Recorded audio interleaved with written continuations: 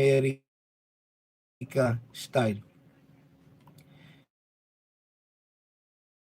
Tignan mo, Heart, kung makabili ng mamahalin na damit na nasa taong bayan ka-model. Ayan pa yung reaction ni paano basahin yung paano? Renny, no? Renny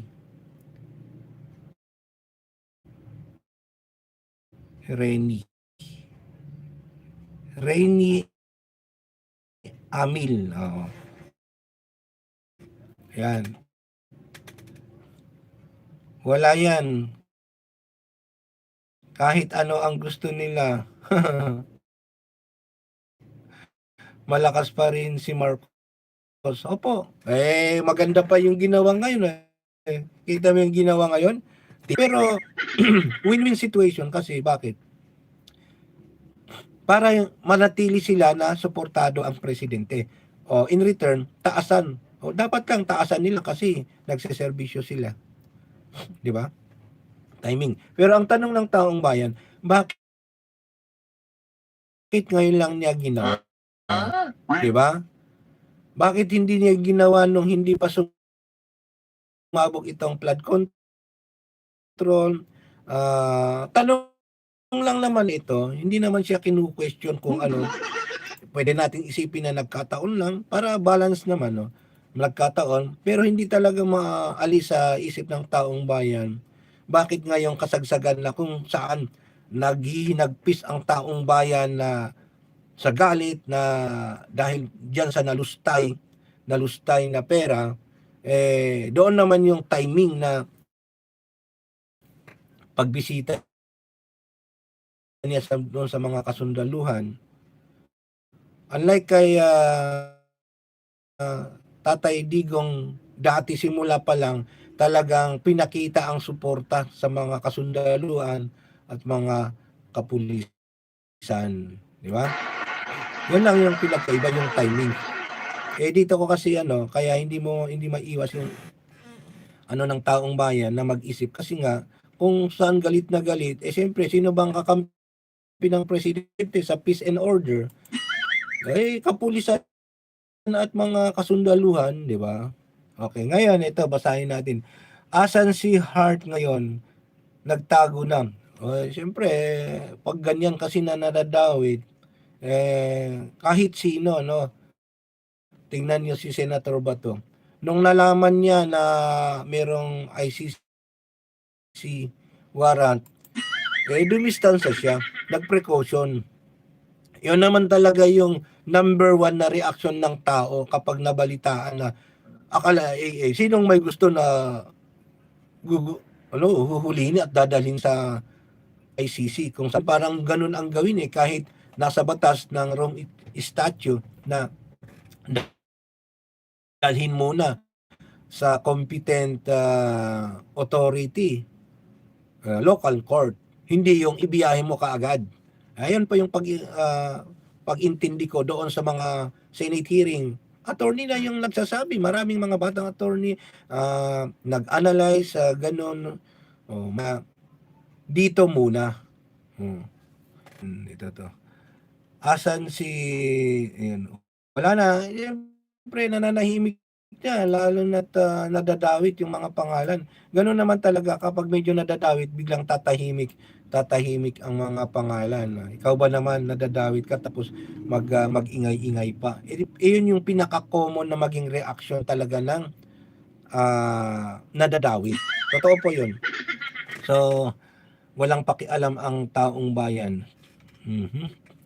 Okay, next. Tuloy na natin. Sa mga paki-subscribe po, yung first time po na hindi nakasubscribe, pa-subscribe po. Kailangan ko ng 2 subscriber para maging 12,400 na tayo. Okay, nasaan na si Rolando? Taas tayo. Ayun, last 5 minutes na lang po tayo. Tuloy. It's under study by the team. I myself do not direct every detail. Sila magsabi sa akin. Di ba? And I will bring it to where the evidence takes us. So how many months are you giving the team? I think Okay. by May. By May. By May, marami na kami Oo. kaas. By May, Kaya nga, marami. we're hiring around 30 lawyers in January, the end of March, hopefully. Pag naayos namin sa DBM yung aming plantilla, kasi nasa plantilla namin talaga yan eh. Then, tuloy-tuloy na yan. Vice President Sara Duterte, Meron yung final dito. Meron yan assigned dati. ano yung final, sir? Yung confidential funds that Andyan na yun. Yung impeachment grounds, pinadal na rin dito yun. We look at it. Ano naman yan? Kaya na impeachable officer yan. So the only choice I have is to really actually bring it to the House and bring it to the Senate. Okay. Bring it to the House and tell them, oh, na-archive yung kaso. Deadline. O Feb 11, di buhayin nyo na yung kaso. Oh, depende na sa House yan, ano attitude nila. Pero, yun ang, as a lawyer, I would go for the unarchiving. Kasi nasa Senate na yun. kamakailan nag-anunsyo ang Office of the Ombudsman sa Davao. May contractor, this Kaya related, ghost project yun. Ghost project. It was referred to us by Secretary Vince Dizon. We just validated all the information. Oh, syempre, our teams are fact-finding teams. And We're who there. was the proponent? Meron kami mga PNP na nag-validate yan. May NBI na nag-validate yan. Yun. Who was the congressman? Who Oo, was the proponent? Hindi ko alam. yan. Alam mo, Karen, I don't want Dapat din po maimbestigahan. Kasi kung hindi naman nag-propose yung mga congressman, naglagay ng mga budget, parang hindi rin tama na basta mag-insert ng mga budget tapos wala silang pakialam kung ano nang nangyari doon sa project. Dapat may pananagutan. really involved in the investigation. Sa akin yan, basta you have a free. Duty ko to eh. It's my duty. Pasensyahan na lang. Di ba? Where the evidence takes us, we will go. What happened to Manuel Bonoan? Oh, ang daming si Kakay Marcos. Oh, wag mo na pakinggan yang sinungaling yan. Mapakinggan natin kung ano yung pinagsasabi nito. Kasi siyempre bilang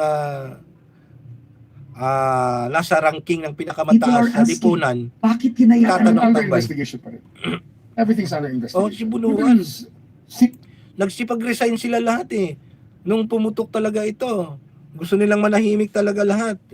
Siyempre, number one kasi ang iniin nila, yung seguridad ng kanilang buhay kapag kumanta o nagsabi sila ng matataas na pangalan. Ibig sabihin, matataas na pangalan, yung mga opisyales, siyempre, maraming So, yun po, yung security sa buhay. Kaya minsan, nag-resign na lang sila lahat. see where this leads us. And we have Yung treaty with US. Paano nga kung napunta doon sa treaty? Di ba? one. So most likely, ihiling yung pauwiin si Bonoan. Possible. Nagsialisan eh. Kaya nga, meron din yung nagtanong, sabi nila, ayun, 100 pag nag 1,000, okay na to.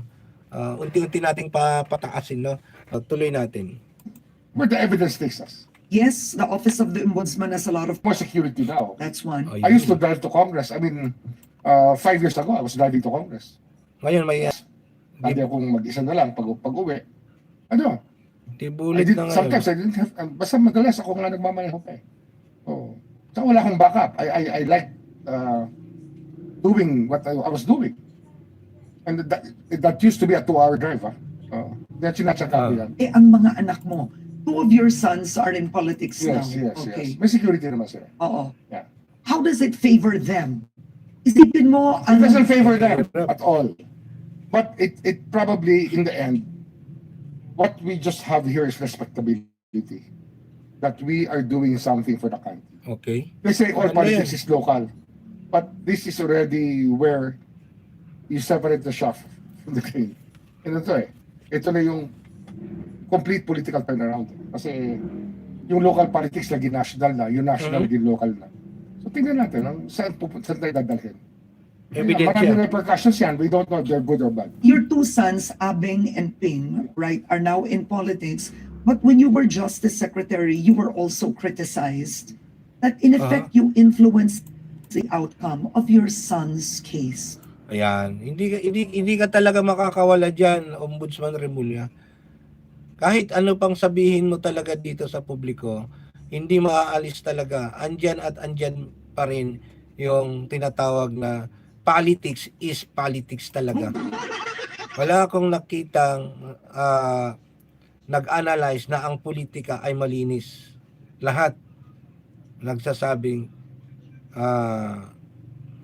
maduka.